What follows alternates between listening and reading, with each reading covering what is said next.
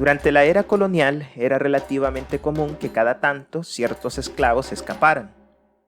Muchas veces estos esclavos lograban crear pequeños asentamientos o campamentos autónomos cercados a los poblados coloniales o a veces más alejados.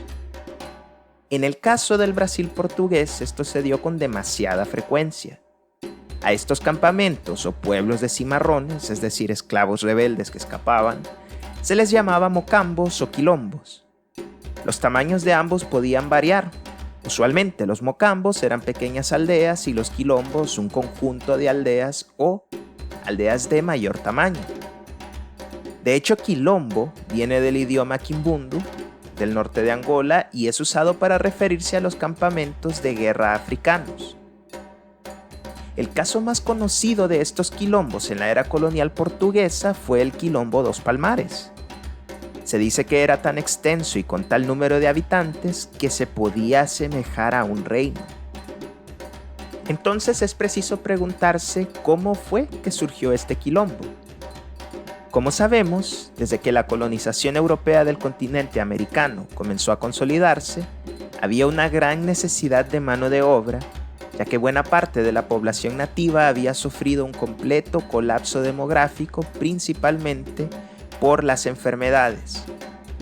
Es por ello que se desarrolló un muy lucrativo mercado de esclavos.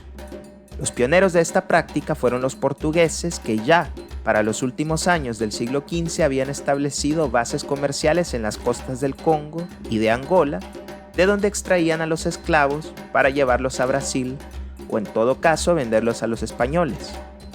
A este intenso comercio intercontinental se le llamó el comercio atlántico de esclavos. Debido a que este comercio era tan atractivo, era común que a veces se dieran naufragios o motines, en donde los esclavos aprovechaban a huir o simplemente se organizaban en grupos y escapaban de las plantaciones de los portugueses, volviéndose así en un gran problema para las colonias portuguesas en Brasil. Ya que los colonos dependían del trabajo esclavo, denunciaban que estos esclavos formaban comunidades en las montañas o tierra adentro, dificultando su recaptura. Es necesario entender que la mayoría de las colonias portuguesas en Brasil solo se limitaban a la costa y casi nunca se extendían a tierra adentro, por lo que el destino más sensato para esclavos fugitivos era adentrarse a lo inexplorado del continente americano. Para 1602 se dio otro suceso importante en la formación de los quilombos, y este fue la Guerra Luso-Neerlandesa. Esta guerra se debió principalmente a que los reinos de Portugal y España quedaron unidos bajo un mismo monarca, a lo que se le llamó la Unión Ibérica, y para este tiempo los españoles estaban aplicando un embargo comercial a los Países Bajos. Entonces, al quedar Portugal bajo el mismo monarca, tuvo que aplicar esta medida a los Países Bajos, lo que causó que los neerlandeses lanzaran una ofensiva contra las colonias portuguesas para adueñarse de ellas y controlar su comercio. Durante esta guerra, los neerlandeses mandan en 1630 una expedición hacia las colonias portuguesas de Brasil, causando una serie de enfrentamientos entre estas naciones. En medio de ese caos, muchos esclavos africanos aprovecharon para huir e instalarse en los pequeños quilombos esparcidos por las montañas, tierra adentro. Este fue el caso exacto de la capitanía de Pernambuco, en donde muchos esclavos escaparon y lograron establecer mocambos grandes y centralizados, a lo que se les llamó el quilombo dos Palmares.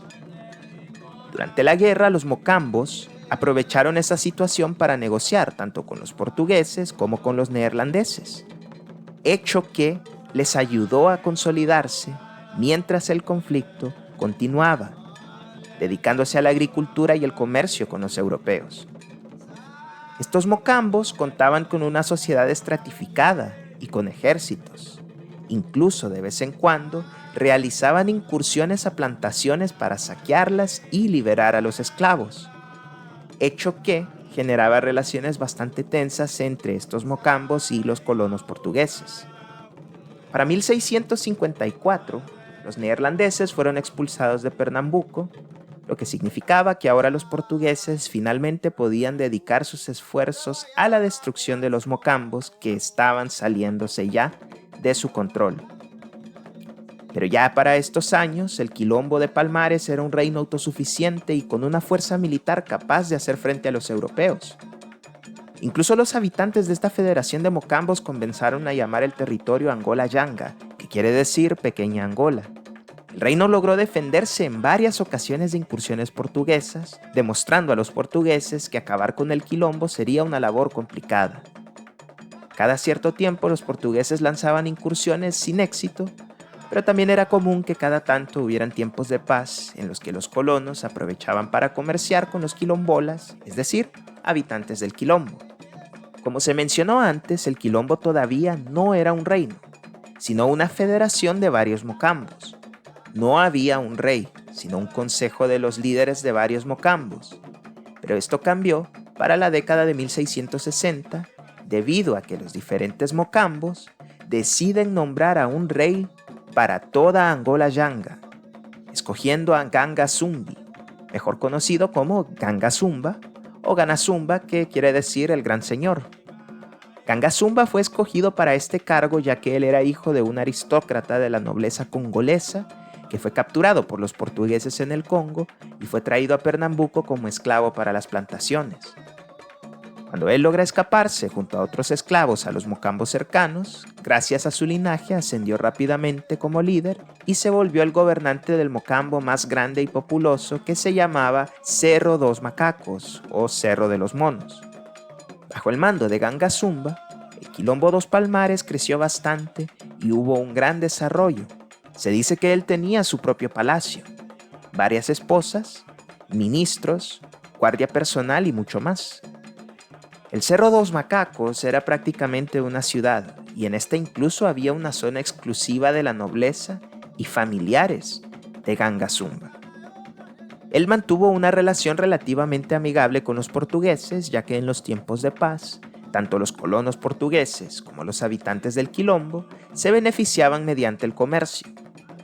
Incluso algunos colonos veían innecesario tener que destruir al Quilombo. Pero como sabemos, para los portugueses la existencia del Quilombo era peligroso, sobre todo porque les privaba de mano de obra esclava y su misma existencia promovía las huidas de esclavos, incitando así una masiva rebelión esclava. Es por ello que los portugueses nunca detuvieron sus intentos de destruir al Quilombo, y en 1676, el capitán Fernão Carrillo lanzó un ataque devastador para el Quilombo, llegando a herir a Ganga Zumba y logrando secuestrar familiares de él, pero sin lograr capturar el Cerro dos Macacos.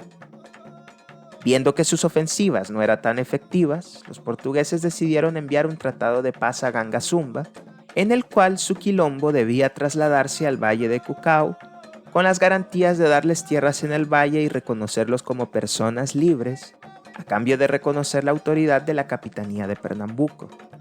Este tratado creó una gran división a lo interno del Quilombo, ya que había una parte que se negaba a tratar con los portugueses, liderada por el sobrino de Ganga Zumba, llamado Zumbi, y otra que sí quería aceptar. Al final Ganga Zumba accede, y junto a él, varios de sus seguidores deciden establecerse en el Valle de Cucao, mientras que otros, como Zumbi, decidieron rebelarse y mantenerse en las montañas, hasta que en 1680, Ganga Zumba muere envenenado por órdenes de Zumbi.